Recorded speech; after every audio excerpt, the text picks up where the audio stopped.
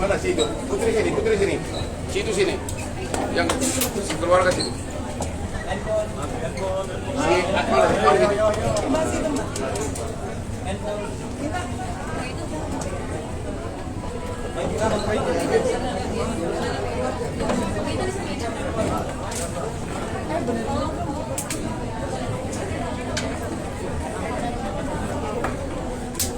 Di sini mana?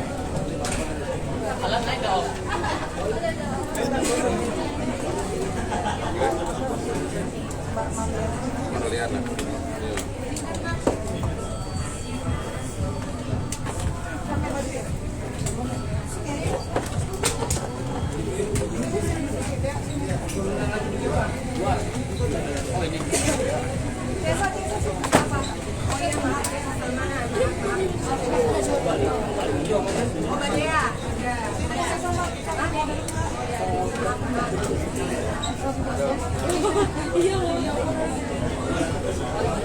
Udah belum? Siap?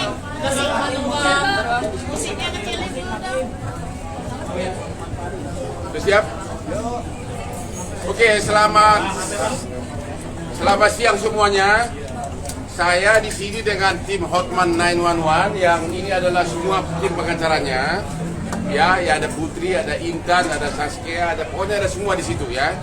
Dan yang sebelah kiri saya adalah Marlea, adalah kakak kandung dari almarhum Vina.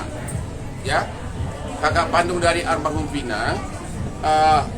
Tentu tujuan dilakukan konferensi pers ini adalah baik keluarga maupun tim kuasa hukum berhak memberikan komentar atas konferensi pers dari Polda Jabar yang telah mengumumkan bahwa satu DPO itu ada nama bernama Peggy dan wajahnya sudah ditunjukkan, dan dua lagi katanya adalah fiktif atau tidak ada. Itulah setahu kami konferensi pers dari Polda Jabar. Okay? Dan untuk menentukan sikap tersebut, bagaimana tanggapan keluarga dan tanggapan kami, maka pertama saya kasih dulu jawabannya kepada Ibu Marlea sebagai kakak kandung dari Marlina selaku kakak kandung dari Vina almarhum. Yang pertama, ya ada tisu nggak sih, udah kepanasan ya? Emang cewek nggak ada yang pakai tisu kalian? Nah gitu, pintar kamu. Oke. Bahasa Batak ada. Marli. Apa sikap keluarga terhadap pengumuman dari Polda Jabar bahwa Peggy adalah salah satu DPO? Itu dulu.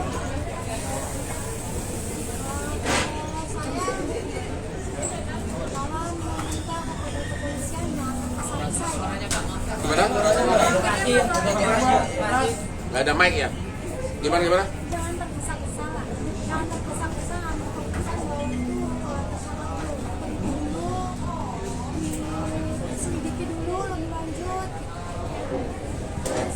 Jadi terhadap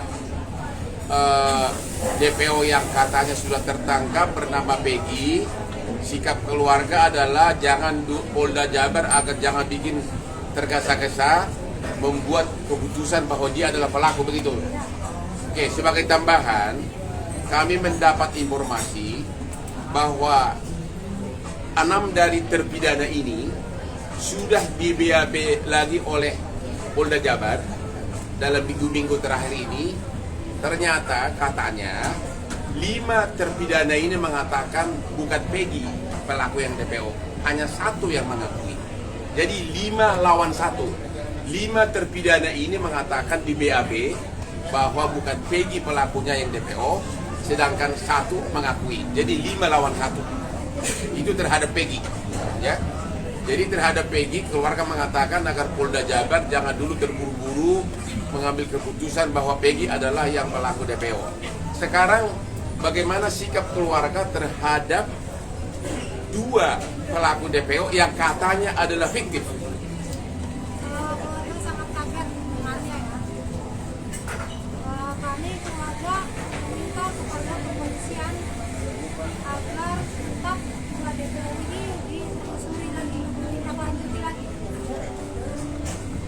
Kenapa? Ya, karena kan pengadilan awal itu disebutkan 3. Ya. Maka sekarang berubah menjadi 1. Jadi ya kami keluarga sangat keberatan ya. Jadi ibu berharap agar jangan terlalu terburu-buru mengatakan fiktif, cari dulu gitu. Ya. Apalagi kan penyidikan kasus ini kan baru dimulai dalam 2 minggu terakhir, ya kan? Oke, saya tambahkan sepanjang menyangkut 2 pelaku DPO yang dibilang fiktif, ini menjadi banyak bukti hukum atau BAP yang bervariasi. Oke. Versi pertama, pada waktu tahun 2016, 7 pelaku itu mengatakan ada 3 DPO. Itu di BAP, ini semua ada di BAP-nya nih.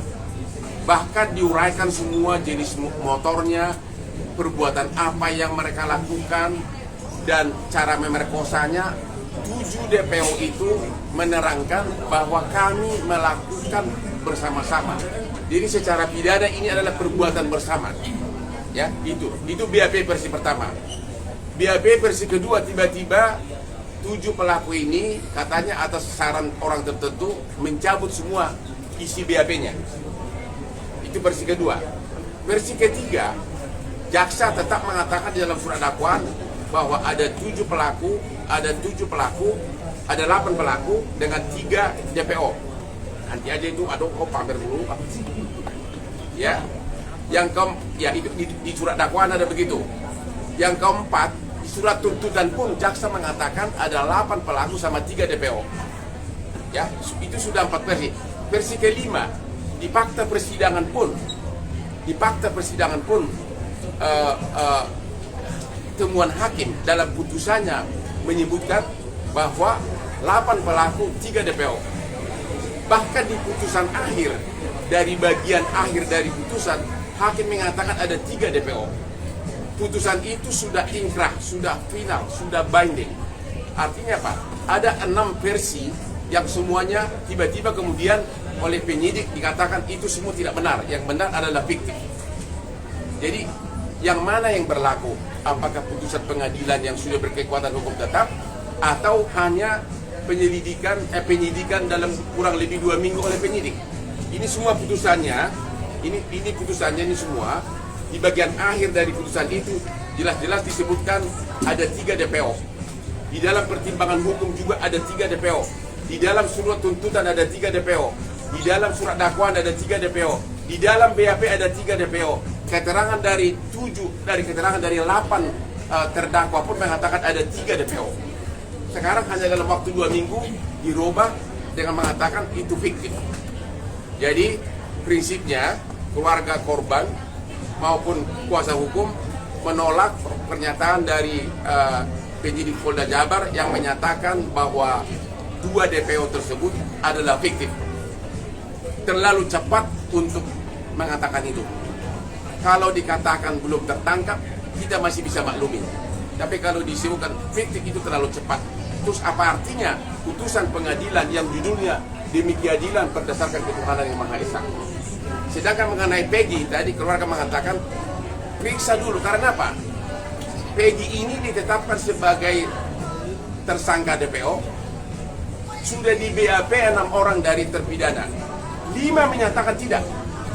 5 menyatakan bukan Peggy. Hanya 1 yang menyatakan Peggy. Artinya 5 lawan 1. Jadi mana yang benar?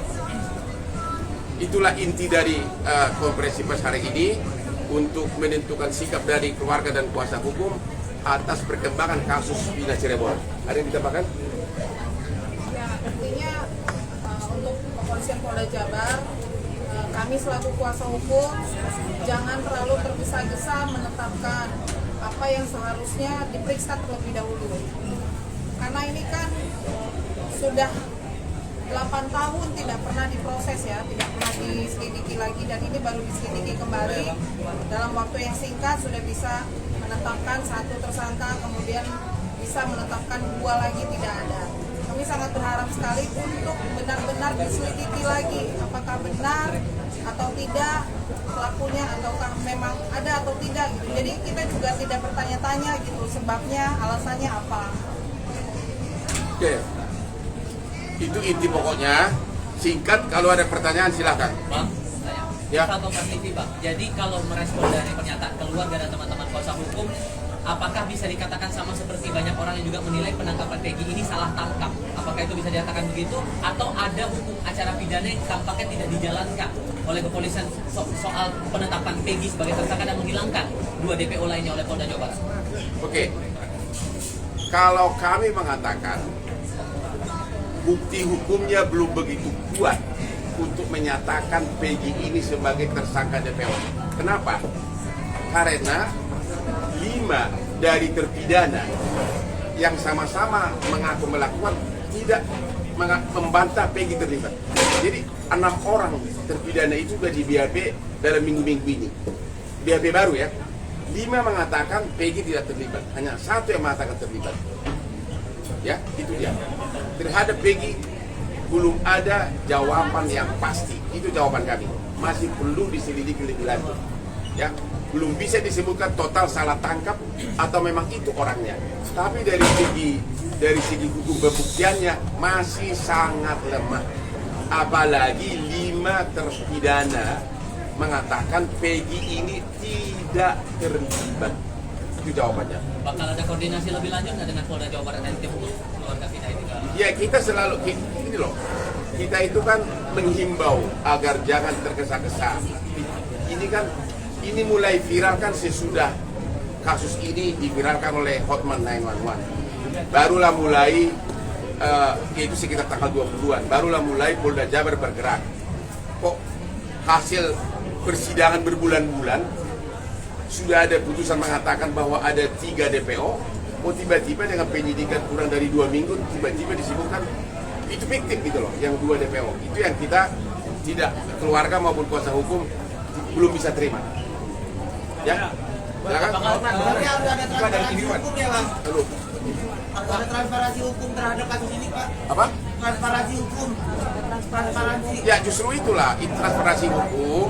Makanya kan kita bikin konferensi pers ini untuk menentukan sikap keluarga. Ya, harusnya Polda harus menerangkan bahwa 5 dari terpidana itu membantah, tidak mengakui Peggy sebagai pelaku. Ya, dan yang 2 fiktif ini semua berkas-berkas perkara menyatakan mereka ada, cara memerkosanya ada, mobil motornya ada, cara mukulnya diuraikan di sini. Ya, masalahnya dan juga si pelaku ini, si 8 terpidana ini tidak pernah mengalihkan tanggung jawab kepada 3 DPO. Biasanya kan orang mengatakan mengalihkan tanggung jawab, dia pelakunya bukan aku. Kalau mereka mengatakan kami lakukan perbuatan itu bersama-sama. Jadi ini perbuatan tidak pidana secara bersama-sama. Jadi kelihatan jelas tidak ada motivasi bagi mereka untuk lempar tanggung jawab. Kelihatan jelas dari awal. Sehingga kalaupun misalnya Polda Jabar belum berhasil menemukan 2 pelaku DPO ini, ya jangan dibilang tergesa-gesa fiktif dong. Ya, itu sama saja mau cepat-cepat menutup perkara ini gitu. Ya. Berarti Pak, tidak ada alasan jelas dari Polda Jabar terkait dengan menghapuskan 2 DPO lain ya Bang ya? Nggak ada alasan yang jelas ya? Alasannya apa? Nggak ada. Alasannya tidak ada. Jadi namanya itu tidak diakui oleh para terpidana lainnya juga. Asal-asal sebut aja katanya. Betul. Jadi sekali lagi atas 2 fiktif ini sudah banyak versi yang menyatakan. BAP pertama 2016 menyatakan ada 3 DPO. Surat dakwaan jaksa mengatakan ada 3 DPO. Surat tuntutan jaksa mengatakan ada 3 DPO. Tungguan persidangan, perdebatan di sidang juga mengatakan ada 3 pelaku ini. Putusan juga mengatakan begitu. Putusan yang sudah final. Jadi yang mana yang berlaku, putusan pengadilan atau pernyataan lisan dari penyidik? Makanya kita mengatakan itu pernyataan yang menyatakan itu fiktif terlalu tergesa-gesa. Bilang aja belum berhasil menangkap, itu kita lebih bisa terima. Kalau disebutkan polisi belum berhasil menangkap karena sudah kelamaan, ya bisa kita terima. Tapi kalau dibilang fiktif, kita tidak bisa terima. Itu pernyataan dari keluarga. Kalau Dan TV Warga kemarin kan mengatakan bahwa akan melaporkan, meminta bantuan kepada Presiden Joko Widodo untuk membongkar pembunuhan kasus ini. Apakah itu benar dan kapan akan dilakukan? Sebenarnya memang secara di medsos pun kita sudah mengatakan agar Bapak Presiden juga memperhatikan. Tanpa kita minta pun saya yakin seluruh petinggi negeri ini termasuk Presiden sudah tahu kasus ini. Dan mudah-mudahan diterapkan seperti kasus Sambo, benar-benar dikasih political will untuk memeriksa. Dan untuk Peggy Setiawan ini kan juga salah tangkap, kalau salah tangkap ini akan dibantu juga dengan Bang Hotman atau seperti apa? Kita sekarang ini hanya berpendapat masih meragukan apakah Peggy itu pelaku DPO yang tertangkap. Kita tidak mengatakan 100% bukan, masih meragukan. Karena 5 dari terpidana mengatakan bukan Peggy pelakunya. Jadi semua apa lagi? Hanya satu yang menyatakan. Di dalam hukum, apabila ada hal-hal yang tidak jelas, apabila ada kekaburan, apabila ada ketidakjelasan,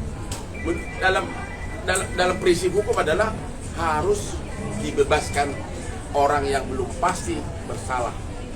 Ya, kalau masih ada keraguan-raguan, nggak boleh langsung divonis. Munculan Linda seperti apa, Bang? Apa? Munculan Linda sendiri. Kenapa? setelah munculnya Linda, apakah tim kuasa hukum jadi punya saksi kunci baru? Enggak, kalau Linda itu kan bukan saksi hukum. Dia itu kan hanya kerasukan ya, sama tepat. Jadi tidak bisa dipakai sebagai saksi. Bukan saksi yang diakui oleh undang-undang. Mungkin hanya sekedar petunjuk, tapi bukan saksi. Karena orang kerasukan masih bisa jadi saksi. Di mata hukum kita, belum diakui orang kerasukan itu sebagai saksi, sebagai bukti. Petunjuk boleh, hanya untuk guidance boleh. Jadi itu bukan bukti. Bang, kalau misalkan kuasa hukum ragu-ragu dari tim abang ragu-ragu terhadap Peggy ini, apakah dari pihak keluarga dari tahun 2016 sampai saat ini itu sudah benar Peggy atau bukan gitu? Kalau Mbak bagaimana, Mbak? Meyakini nggak sih Peggy ini beneran pelaku atau enggak? Kalau itu sih saya kembali kami kepada pihak kepolisian ya. Keluarga menurut saya adalah pihak kepolisian. Tapi Tidak, saya masih dia sendiri keluarga sendiri yang boleh dikatakan dari keluarga yang ekonomi lemah tidak sampai aksesnya ke arah setingkat itu. Tapi mereka mengikuti sidang, memang benar nama-nama itu semua ada gitu loh. Jadi ya itu sesuai, dan itu persidangan kan bukan seminggu 2 minggu, itu berbulan-bulan gitu loh. Jadi keluarga hanya mengatakan terlalu cepat untuk mengatakan Peggy pelakunya, terlalu cepat untuk menyatakan fiktif.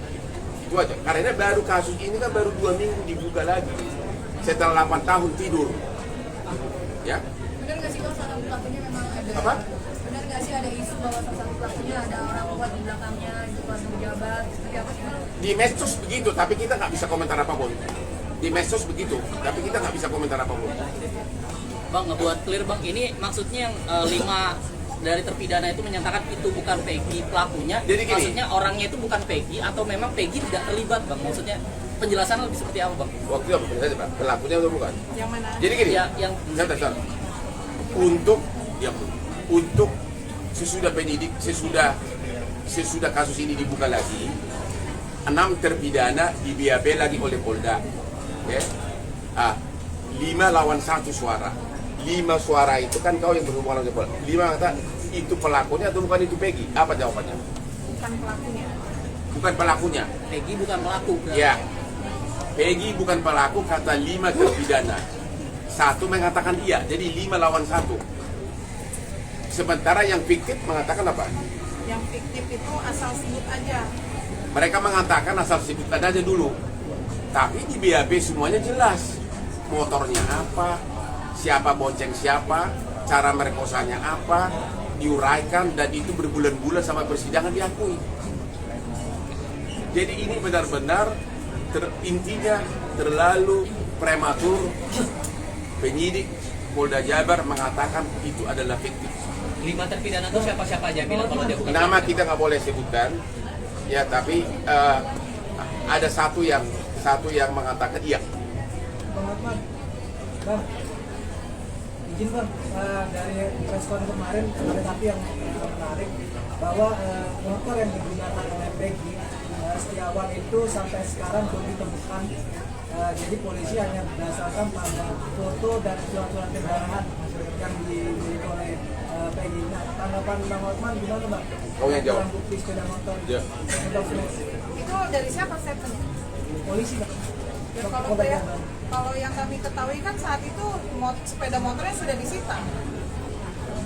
2016 Tahun 2016. sudah disita. Katanya 2016 motornya udah disita, tapi nggak tahu di mana sekarang. Iya. Barang bukti sudah nggak ada. Kan nggak, barang bukti nggak mungkin udah disita berapa tahun? 7 tahun. Jadi intinya begini. Dan ibunya ngakuin juga. Apa? Kalau ada motor Peggy disita dan waktu itu digeledah di rumah saat itu di 2016 Ya. dan motornya diambil di bawah polisi. Kan sudah diakuin sama ibunya Peggy. Tapi motornya itu sudah nggak ada sekarang. Ya. Iya. Lalu bagaimana dengan barang buktinya, Pak? Makanya saya bilang dalam prinsip hukum kalau ada keraguan-raguan maka seseorang tidak bisa dipidana. Kalau buktinya tidak lengkap maka belum bisa ditangkap siapa pelakunya DPO ini termasuk terhadap Peggy. Demikian juga kalau belum pasti fiktif jangan bilang fiktif, kan belum pasti. Sementara putusan pengadilan judulnya demi keadilan berdasarkan ketuhanan yang maha esa mengatakan ada 3 pelakunya yang DPO, bukan fiktif. Bang, karena ada keraguan-raguan tadi, ditambah juga dengan masih ada pertanyaan juga di publik soal proses hukum ini, terutama penetapan Peggy sebagai tersangka. Dari pihak keluarga Vina, apakah akan ada upaya untuk bertanya, berkoordinasi ke Propam Polda Jabar untuk mengusut proses penyelidikan lagi kasus ini? Justru konferensi pers ini kami lakukan agar semua pihak aparat institusi terkait melaksanakan kewenangan masing-masing, termasuk Propam, termasuk Bapak Presiden. Ya, karena dengan konferensi pers begini berarti kan viral, semua orang mendengarkan tanpa harus satu-satu dihadap. Karena ini adalah tanggung jawab dan tugas mereka. Gitu loh. Mas, kalau misalkan memang terbukti Peggy ini merupakan korban salah tangkap, ini hukumannya seperti apa? Ya kita belum bisa ngomong, nanti kan persidangan yang membuktikan. Cuma keluarga sendiri dan dari segi proses pembuktian pun masih sangat meragukan gitu loh. Ya, karena motornya sudah nggak ada. 5 pelaku terpidana mengatakan bukan dia pelakunya. Jangan dingin ya, jangan dingin. Gitu loh. Ya kita tunggu aja persidangan nanti.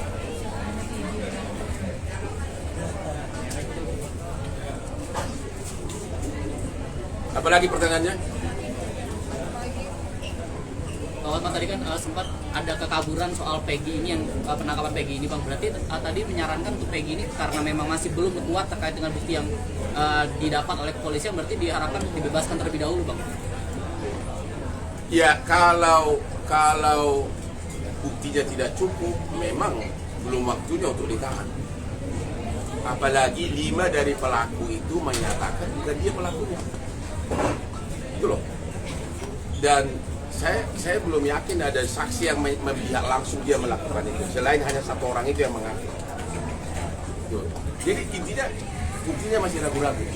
Buktinya masih ragu-ragu. Apanya? Ya, kita belum lihat BAP-nya kan?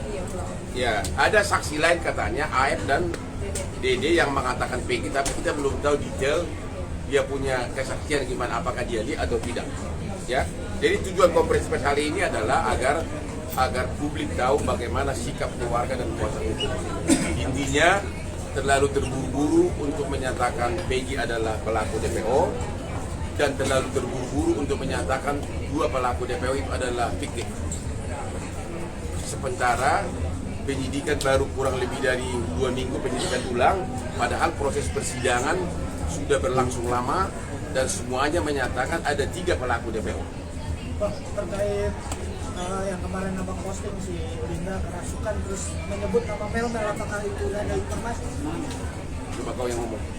Yang dengar kemarin si Linda datang ke Jakarta karena memang dia mau diperiksa kan. Jadi ketemu dulu dengan tim kuasa hukum, ketemu di apartemen dia tanggal berapa? Hari Sabtu. Tanggal berapa itu? Kurang lebih tanggal 19 Hah? tanggal 25. Kok bisa kerasukan lagi? Itu saya ada di Instagram saya tuh, saya posting. Nah, 25 Mei.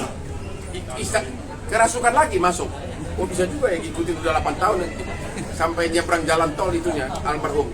Di situ dia nyebut nama Mel, gimana Bang? Iya, Ada informasi? jadi waktu datang ke tempat kami sedang bertemu siang-siang itu tiba-tiba si Linda kerasukan secara tiba-tiba gitu, dan di situ tiba-tiba dia mengucapkan, karena kami yang bertanya kenal nggak dengan yang namanya Mel di dalam YouTube backpacker itu, lalu dia menjawab justru itu pelakunya, tolong diperiksa katanya itu.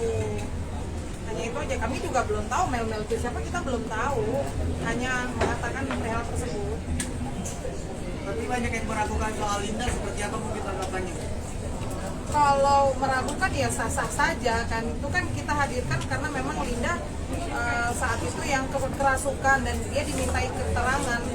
Jadi sah-sah aja, kalau orang tidak percaya silakan aja. Intinya Linda sudah kooperatif untuk memberikan keterangan. Yang pasti Linda bukan saksi yang sah di mata hukum karena kesaksiannya hanya berdasarkan kerasukan, bukan melihat fakta kejadian. Ya, itu bukan saksi yang sah. Tapi sebagai petunjuk boleh-boleh saja. Dan katanya menurut keluarga Vina, justru kasus ini terungkap 3 hari sesudah almarhumah meninggal karena Linda kerasukan, diceritakan semuanya. Justru itu adalah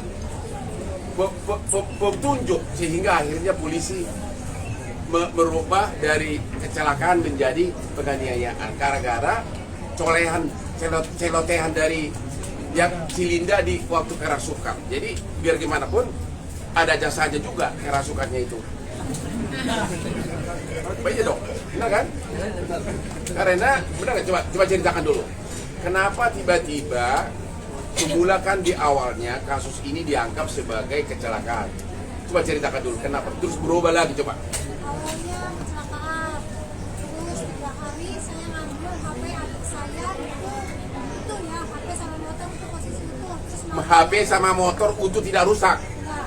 Oh, kecelakaan motor nggak rusak gitu kan? Terus Malamnya Linda kemasukan jam 1 malam itu, jam 1 malam terus dia cerita semuanya, cerita kronologinya, kecelakaannya seperti apa, penyiksaannya itu cerita semua. dan itu kau kemudian sampaikan ke polisi. Bukan Oh, bapaknya Eki. Ya, baru kemudian sejak itulah langsung mulai penyelidikan digas. Jadi biar gimana pun kerasukan dari Linda itu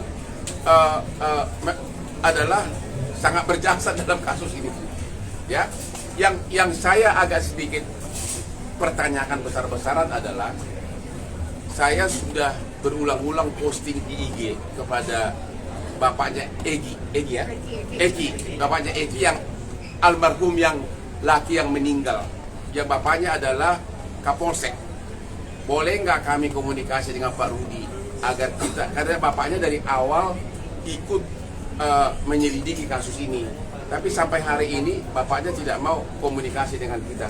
Padahal tujuan kita kan untuk menangkap 3 DPO ini. Ada apa? Hanya Pak Rudi yang bisa jawab. Ini kan kepentingan anaknya kandungnya, bukan kepentingan kami. Ya, almarhum maksudnya. Ya. Ada lagi? Tim kuasa hukum sampai mendatangi atau hanya menghubungi via Sudah saya posting di Instagram, sudah dapat nomor IG-nya Pak Rudi, saya udah chat tapi nggak dibalas. Dan namanya juga Instagram Hotman, pasti sampai orang di hutan Irian Barat pun. apakah sudah ada tim kuasa hukum yang mendatangi Pak Rudiana seperti apa Pak? Belum atau gimana? Boro-boro dia nggak mau chat aja nggak mau jawab, gimana bisa kita mendatangi? Nomornya kita udah dapat, nomor WA-nya, Ya, Dipastikan belum direspon ya Bang ya, bukan tidak mau ya Bang ya. ya kita nggak tahu tidak mau atau belum. Kalau dan atas keluhan saya kenapa kamu tidak mau rekomen, sudah jutaan orang juga memberikan komen, berarti pesan itu udah nyampe. Nggak mungkin nggak nyampe, karena sudah jutaan, hampir semua orang Cirebon juga mempertanyakan kenapa bapaknya tidak mau berkomunikasi dengan kita. Rakyat Indonesia juga banyak benar yang komentar, ada apa Pak Rudi, kenapa? Dia pasti udah dengar dong. Ya. Ada lagi?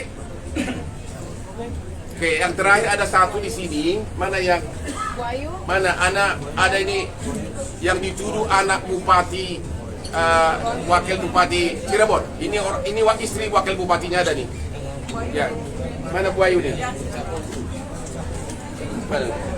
Kau berdiri aja Putri. Mana anaknya satu lagi yang mirip itu? Anaknya. Ya, ini si Dani nih. Hah? Siapa nama? Rama. Satu lagi di sekarang yang lagi naik daun. Oke. Jadi dulu kan sempat viral gara-gara banyak komentar-komentar di medsos bahwa katanya keluarga bupati, mantan bupati Cirebon terlibat. Saya memberikan komentar. Paling gampang kok untuk mengetahui apakah itu keluarga DPO. Saya katakan cari jejak digitalnya, karena dalam sejarah kriminal di dunia, apalagi di Indonesia, pelaku DPO selalu kembali atau menghubungi keluarganya. Makanya waktu itu saya mengatakan kalau memang ada kecurigaan terhadap keluarga mantan bupati, periksa dia punya medsosnya. Saya nggak mengatakan bahwa keluarga bupatinya terlibat. Nah, ternyata inilah Ibu Ayu yang baru selesai sebagai wakil bupati Cirebon. Kapan terakhir? Tanggal 17 Mei. Mei. Ini anaknya yang dicurigai. Siapa namanya? Chef Ramadhani. Ada waktu kejadian dia umur kamu berapa sekarang? 11 tahun. Sekarang berapa? 10. Pada waktu kejadian dia masih umur 11 tahun. Jadi nggak mungkin pelakunya. Terus sama lagi katanya Bang kamu coba ini. Coba jelaskanlah Bu. Jadi saya punya putra dan putri 4. Ya. Yang pertama ini namanya Satria Robi Saputra, kelahiran tahun 97. Yang kedua Sela Safira Amalia, kelahiran tahun 1999. Dan yang ketiga kelahiran Resa Primahanjaya, kelahiran tahun 2000. Dan yang keempat ini adalah Ramadhani, kelahiran tahun 2020. Yang dituduhkan adalah ini Ramadhani yang pada saat kejadian usianya masih 11 tahun, sekolah kelas 5 SD ya. Karena kita sudah klarifikasi di TV swasta, TV One ya. Kemudian beralih lagi karena tidak terbukti, beralih lagi kepada kakaknya. Yang pertama Satria Robi gitu ya. Kemudian Satria Robi juga kita sudah beberapa kali klarifikasi juga ada di Wikipedia ya. Nah di situ dinyatakan bahwa saya mempunyai anak 4, anak 5. Yang terakhir ini adalah yang namanya Peggy Setiawan, seperti itu. Jadi ditambahkan. Jadi memang situasinya membuat nyaman, kita kena sanksi sosial juga di lingkungan tidak nyaman. Ya mohon kepada semua masyarakat ya untuk tidak memberikan statement yang pemberitaan yang hoax ya, karena berdampak sekali kepada anak saya ya, secara psikologis ya. Saya sampaikan. Ada pertanyaan terhadap wakil bupati ini, mantan wakil bupati? Dampaknya separah apa sih Bu? Apakah sampai ada dijauhi atau seperti apa Bu? Ya dampak bullying ini memang sangat dahsyat ya. Anak saya ini ya dijauhi oleh teman-temannya. Jadi ketika kalau di jalan juga banyak orang memandang bahwa anak saya dituduh sebagai pelaku penganiayaan, pembunuhan, ya. Kemudian juga di lingkungannya juga ya, di lingkungannya sangat berpengaruh. Jadi memang yang nama bullying ini tidak secara fisik tapi di media sosial juga ini sangat berdampak. Yang saya khawatirkan karena ini memang semuanya fokus kepada Vina, bersimpati kepada Vina, yang saya takut orang karena berlebihan takut terjadi yang tidak kepada anak saya.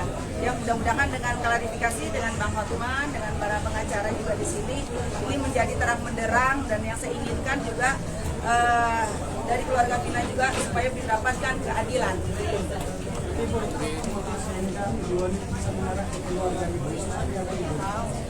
Saya nggak tahu ya, ini kenapa pemberitaan ini bisa karena memang dari nama ya, cuma hanya saja memang ada kemiripan nama ya, tapi sesungguhnya anak saya juga dipanggilnya Rama bukan Dani ya. Begitupun juga Satria Robi Saputra ini ya dipanggilnya Satria bukan Robi, seperti itu. Sebagai tambahan dari keluarga, kami keluarga besar Ibu Wahyu Ciptaningsih benar-benar bersemangat, benar-benar pengen berharap Vina dapat keadilan. Sehingga apa yang terjadi, yang membawa kakaknya Vina hadir di tempat ini itu adalah Ibu Ayu sendiri. Jadi kami dari Cirebon pagi tadi menjemput terlebih dahulu kakaknya Vina hadir di sini. Jadi kami juga sangat berharap kasus Vina ini cepat terbongkar, terang benderang. Kira-kira seperti itu teman. Masih ada pertanyaan? Sudah? Mantap.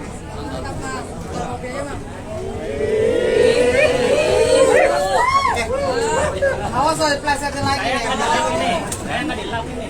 Keringat saya betul curang ini. Dia terlalu Bersemangat. enggak.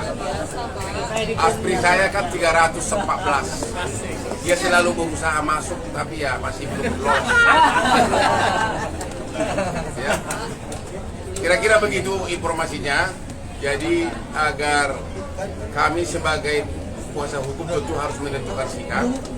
Yang jelas kami keberatan apabila putusan pengadilan yang sudah inkrah, putusan hakim begitu saja disebutkan bahwa dua pelaku itu adalah fiktif, ya, sehingga menjadi hak semakin tidak ada kepastian hukum di Indonesia.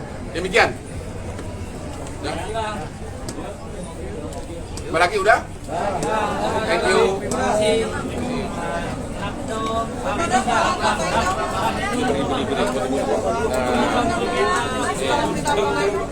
Ya saya juga ngomong tolong. Ada orang lagi lah. Yang berdiri itu. Yang tinggi bang, HP-nya bang. Yoi. Lebih tinggi lagi bang. Ya bang. Kiri bawah bang, kiri bawah bang. Bawa bang, bawa. Ketik bang, ketik bang. Banyak bang. Dokumennya boleh, dokumennya. Sabar bis.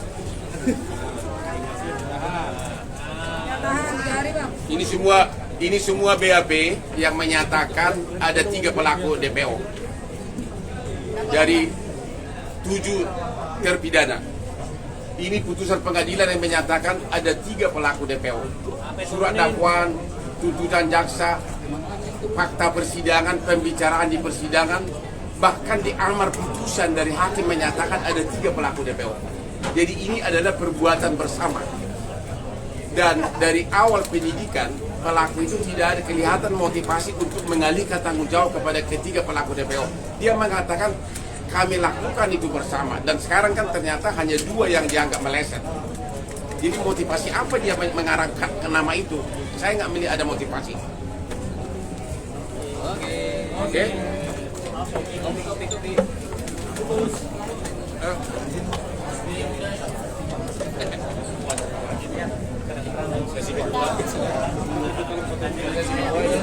Kalau keluarga mau kita nanti sama dia, terserah Iwan. Tapi jangan lari dari situ ya. Tidak gitu, tidak pasti saya.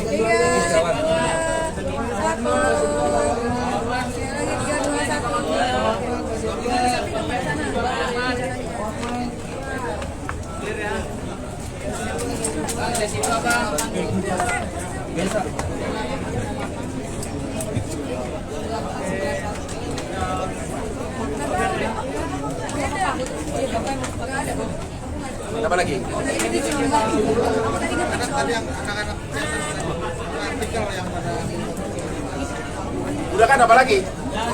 Bagian itu bagian sesi bang, banyak yang bagian. Oh, bagian tempat. Banyak belum begitu, yuk kan. Neng Luno. Siapa kebanyakan yang beroman juga. Gila-gilanya lu. Ya ya. Yuk udah yuk ganti awat jangan ini. Iya, kasih lewat dulu. Kita kasih lewat udah.